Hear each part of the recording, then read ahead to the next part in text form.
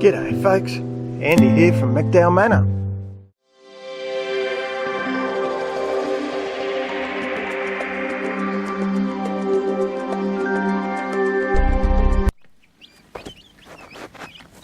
So far I've got 6 out of 12 eggs, which I think some of these are really very new.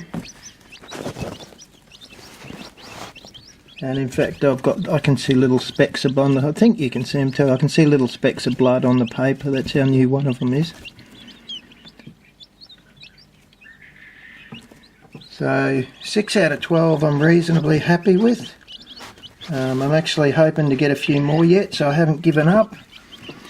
I'm hoping that light there under is warm enough. I'll step back in a minute and give you a look. It's just a kind of big desk lamp with an old style bulb in it. But if I touch the metal on the light, is actually very hot.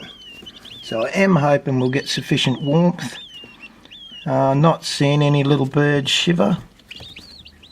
They are hugging together and they are well and truly staying under the warmth of that light.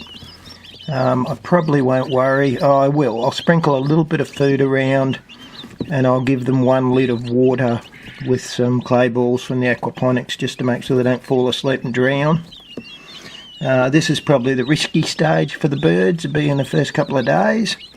But isn't that cute? Very excited. Just pulled them out of the incubator now. So there's that desk lamp that I was telling you about. It's actually on a, you can see it's got a big frame that goes right down to the floor.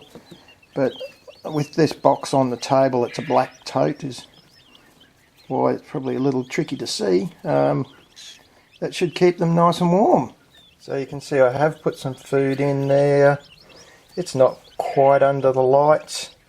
Now the fact that some of those birds, that one there, those guys are sort of starting to drift away from the light a bit, makes me happy because that means they're warm. They tend to regulate their own temperature by moving into and away from the light.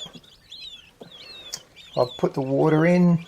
It's up the opposite end of the cage because otherwise it just dehydrates in no time at all. I'll be doing it every bloody 2 hours. I also told a lie, unbeknownst to me.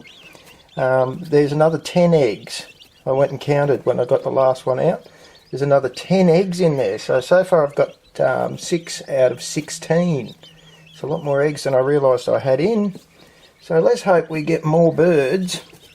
And then they are so cute at that age. And that'll give us a good restock then. And I do rest that lid on top. That's not to stop anyone jumping out. They're obviously far too small to do that. It's to try and keep some of the heat generated from the lamp in there. Well, I'm about to go to bed, so I guess in the morning we'll find out whether we got any more birds. That little guy is a new bird that I've just brought in, and I had one that I've lost.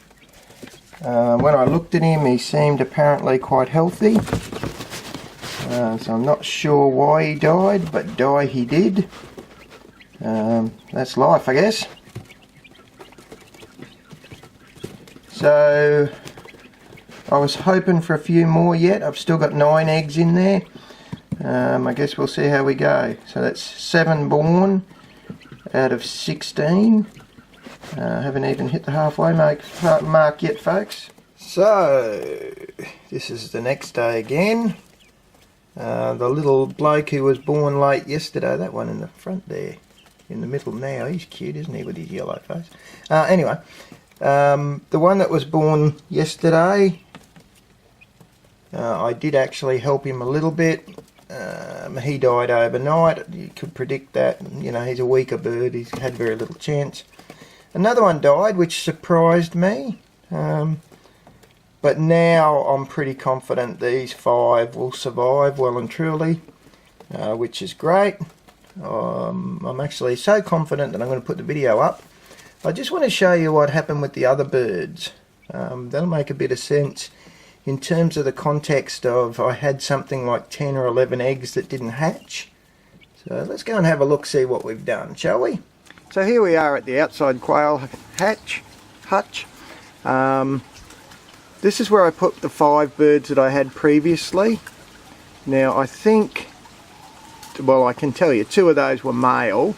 So what I've done is I've moved them down below. I'll show you that in a second. The 3 birds that I got from my latest hatch, there's one sitting down over there. That one, the big one, that's an older one. Oh my God, they're loud, aren't they? And that little white one, and there's one around the corner there. They're the 3 that were the newer birds that I had inside.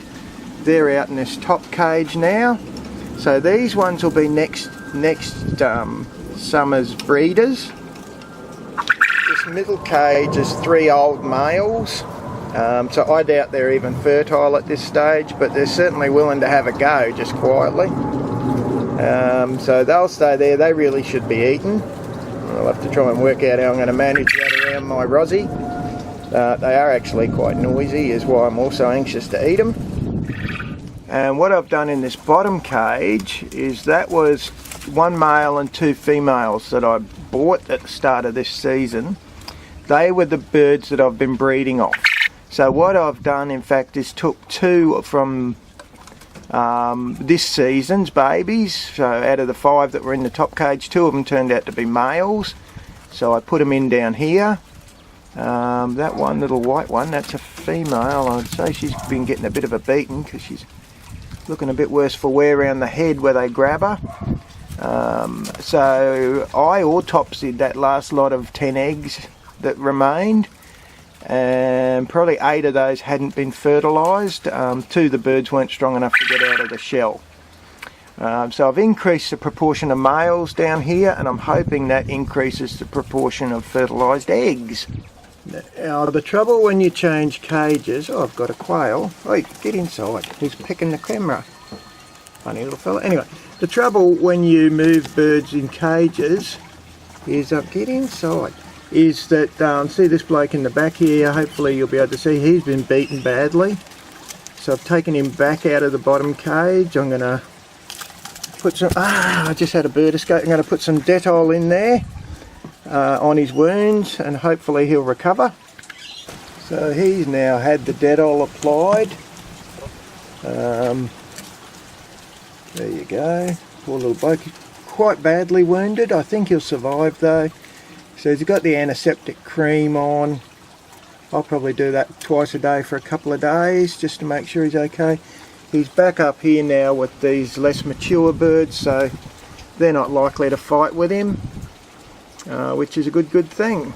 I just noticed off camera that the water had bloody gone dry. I check that twice a day, every day without fail. So we've topped that up, and they were obviously a bit thirsty because you can see they're all gathered round drinking. Sorry about that, guys, I don't know how that happened. I'm back down at the bottom cage. I'm just about to close the video down. She's taken a hell of a hit, that poor old girl. So hopefully now the males have had a blue. And I've removed the one that's injured back up to the littler birds. Hopefully the world will calm down again down here. Bloody hell, it's a madhouse, I tell you. Bloody quails. They're not real smart. Gee, they're nasty to each other. I mean, I enjoy keeping them, but certainly a challenge. Alright folks, you have a good one, eh?